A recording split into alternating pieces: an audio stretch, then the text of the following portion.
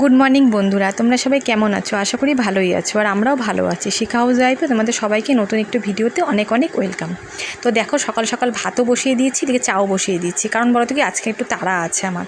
কিন্তু জানো, সকাল থেকে আজকে মনটা একদম ভালো না, মনটা খুব খারাপ। কেন জানি না, মনটা খুব খারাপ লাগছে। অনেক কিছু চিন্তা ভাবনা করছি আর মনটা খুব খারাপ লাগছে, ভালো লাগছে না গো কিছু। আসলে কি বলো তো, প্রতিদিন এই সকালে উঠে একই ডিউটি, একই কাজ, আর ভালো লাগে না। মানে এই দেখো, একই কাজ, সকাল থেকে উঠে কোনো আমার রেস্ট নেই, কোনো জায়গায় ছুটি নেই। সবারই দেখো বাপের বাড়ি থাকে, বাপের বাড়িতে গিয়ে থাকে, হ্যাঁ, সময় কাটায়, বা সকালে যায় রাতে আসে, বা গিয়ে থাকে কয়দিন। আমিও প্রথম গিয়ে অনেক থেকেছি বাপের বাড়িতে, বিয়ের পর অনেক গিয়ে থেকেছি। তখন ঠাকুমা বেঁচে ছিল, মা ছিল, তখন গিয়ে অনেক থেকেছি।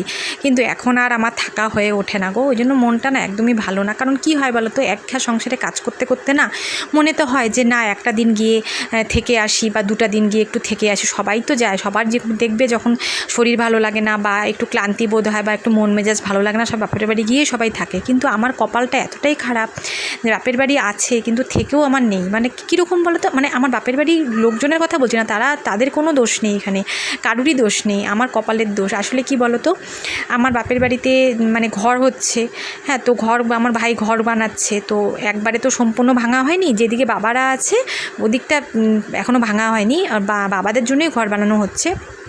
বাবারা যেই ঘরে থাকে সে ঘরটা একদম নষ্ট হয়ে গেছে, জল পড়ে, খুব বর্ষাকালে খুবই কষ্ট হয়।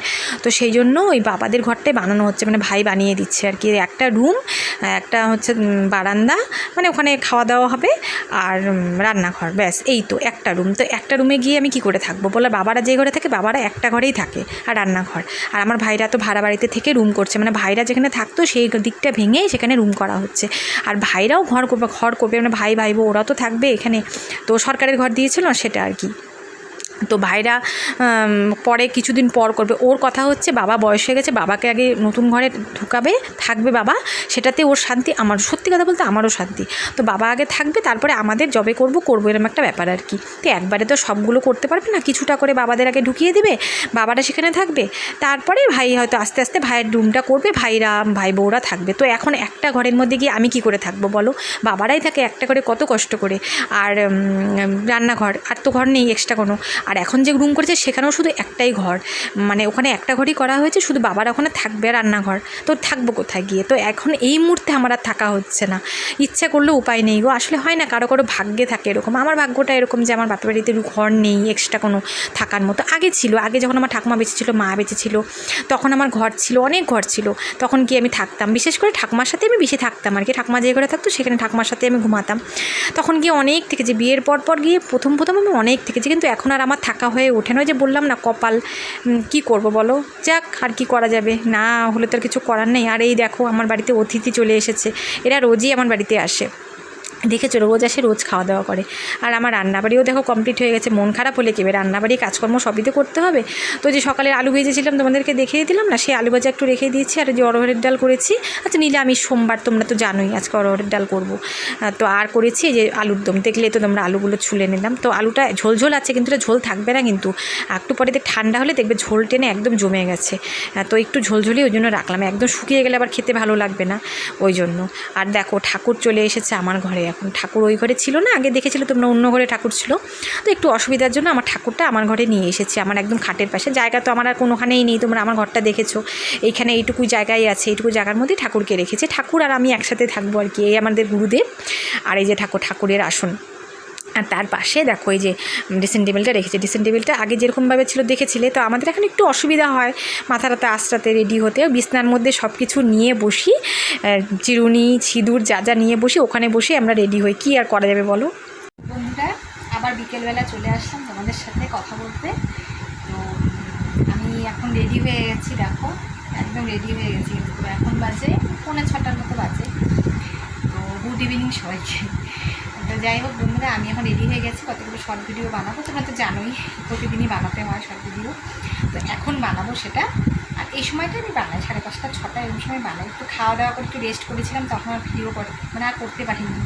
হ্যাঁ, শরীরটা ভালো লাগছিল না খাওয়ার পরে, তো একটু রেস্ট করছিলাম।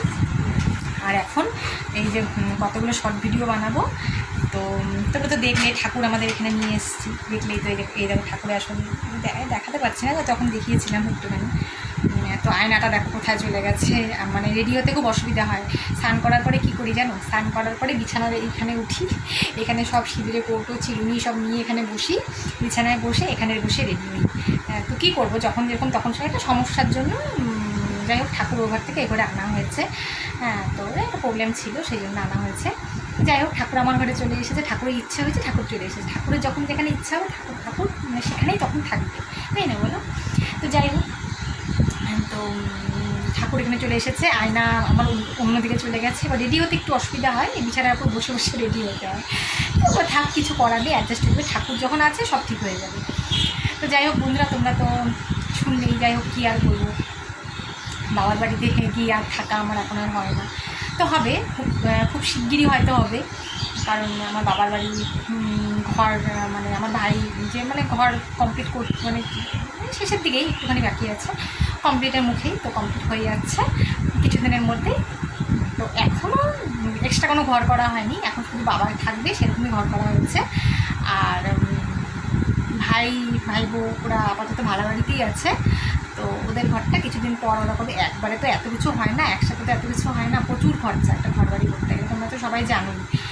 তো যাই হোক, ও আগে বাবাকে নতুন ঘরে ঢুকিয়ে দেবে, যেহেতু বাবার বয়স হয়েছে। ওর আশা যে বাবা আগে নতুন ঘরে থাকবে, তারপরে আমরা থাকি না থাকি নাই কোনো ব্যাপার না, কিন্তু বাবা আগে থাকবে। বাবা থাকলে নিশ্চিন্ত, শান্তি, মনটা শান্তি। তারপরে যদি আমাদের থাকা হয় যতদিনে পারবো করবো, আস্তে আস্তে করে থাকবো। তো আমার বাবা একটু আগে ফোন করেছিল, সেই খুশি আমার বাবা, সেই খুশি। মানে বাবার মানে কথাতে এত আনন্দ, মানে আমি নিজেই আমারই মনে শান্তি লাগছে যে না, যাক বাবা নতুন ঘরে থাকবে। তো একটা ঘর আপাতত করেছে, একটা রান্নাঘর করেছে, আর একটা খাওয়ার মানে রান্নাঘরের সাথে খাওয়ার জায়গা, আর বাদ পায়খানা অত্যন্ত আগে ছিল ওটাই আছে আপাতত। তো আর এখন একটাই ঘর, তো ওখানে আমি কোথায় গিয়ে থাকবো, থাকার মতো কোনো জায়গা নেই ওখানে। কিন্তু যাই হোক, বাবা থাকুক, বাবা থাকলে আমাদের শান্তিটা নেওয়া। তো ঠিক আছে বন্ধুরা, আজকের ভিডিওটা তোমাদের কেমন লাগলো অবশ্যই আমাকে কমেন্ট করে জানাবে। সবাই কমেন্ট করবে বেশি বেশি করে। ভিডিও মাঝখানে কদিন দিতে পারিনি একটু অসুবিধার জন্য। যাই হোক, তো দিচ্ছি ওই মাঝে সাঝে একটু মানে খুব সমস্যা, একটু না প্রবলেম হচ্ছে ফোনটাতে আমার, মানে ফোনটা না আটকে যাচ্ছে, হ্যাং করছে। আসলে কি ফোনটা অনেক দিনের, তো ওই জন্য না ঠিক মতো ভিডিও দিতে পারছি না। বেশি ভিডিও আপলোড করলে না ফোনটা সমস্যা হয়, ফোনটার জন্যই আমি ভিডিওগুলো ঠিকমতো দিতে পারছি না। তোমরা কেউ কিছু মনে করো না, প্লিজ একটু আমাকে সাপোর্ট করো। তো যাই হোক, বাপের বাড়িতে গিয়ে আগে অনেক থেকেছি, আগে বিয়ের পর অনেক গিয়ে থেকেছি। তখন ঠাকুমা ছিল আলাদা, এক্সট্রা দিকে অনেকগুলো ঘর ছিল, তখন গিয়ে থেকেছি, ঠাকুমার কাছে থেকেছি। তো এখন আর হয় না, এখন যেহেতু একটাই ঘর সবার, তো কোথায় গিয়ে থাকবো, উপায় নেই। ভবিষ্যতে কখন থাকবো, তাই না? তো ঠিক আছে বন্ধুরা, আজকের ভিডিওটা এতটুকুই। নেক্সট ভিডিওতে আবার তোমাদের সাথে দেখা হচ্ছে। ততক্ষণ সবাই ভালো থেকো, এরকম সব ভিডিওগুলো বানিয়ে